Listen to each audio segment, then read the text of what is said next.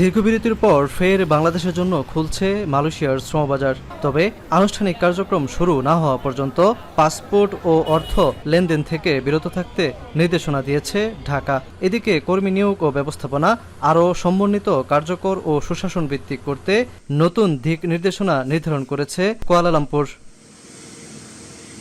প্রবাসীদের দাবি, এবার শুধু কর্মী পাঠানোর সংখ্যায় নয়, যেন গুরুত্ব দেওয়া হয় নিরাপত্তা ও অধিকারকে। পাশাপাশি প্রত্যেক কর্মী যেন চুক্তি অনুযায়ী কাজ, বেতন ও সুযোগ সুবিধা পান, তা নিশ্চিতের আহ্বানও প্রবাসীদের। এছাড়াও নিয়োগ প্রক্রিয়ায় গতি আনা, স্বচ্ছতা, কম খরচ ও দুই দেশের কার্যকর নজরদারির মাধ্যমে শ্রমবাজারকে দীর্ঘমেয়াদী, টেকসই ও আস্থাশীল করে তোলা সম্ভব বলে মনে করছেন প্রবাসীরা।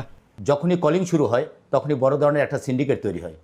এই সিন্ডিকেট তৈরি হলে প্রত্যেক শ্রমিকের ডাবল টাকা দিয়ে আসতে হয়। সরকার দৃষ্টি রাখবেন যাতে আমরা অতি তাড়াতাড়ি অল্প সময়ের মধ্যে অল্প খরচায় কলিংয়ে আসতে পারি, এবং এখানে অনেক কর্মসংস্থানের সুযোগ আছে।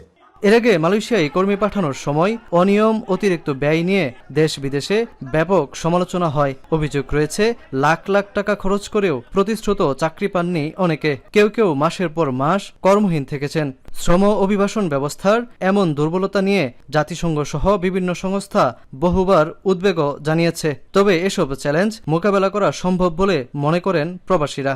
এবার যারা কলিংয়ে আসবেন, স্বল্প খরচের ভিতরে যদি মালয়েশিয়া আসতে পারে, আর প্লাস আসার পরে যদি তারা কাজ পেয়ে যায়, তাহলে এই ঝামেলাটা আর হবে না। এবারের কলিং ভিসা নিয়ে আমাদের প্রবাসীদের পক্ষ থেকে আমরা খুবই আশাবাদী। অতীত অভিজ্ঞতা যেটা বলছে, কলিং ভিসার এক্সপিরিয়েন্স বাংলাদেশের জন্য ভালো না, কারণ 2023-24 সালে আপনাদের নিশ্চয় মনে আছে যে হাজারো বাংলাদেশের বৈধ পথে মালয়েশিয়াতে এসেও তারা তাদের প্রতিষ্ঠিত জব তারা পায়নি।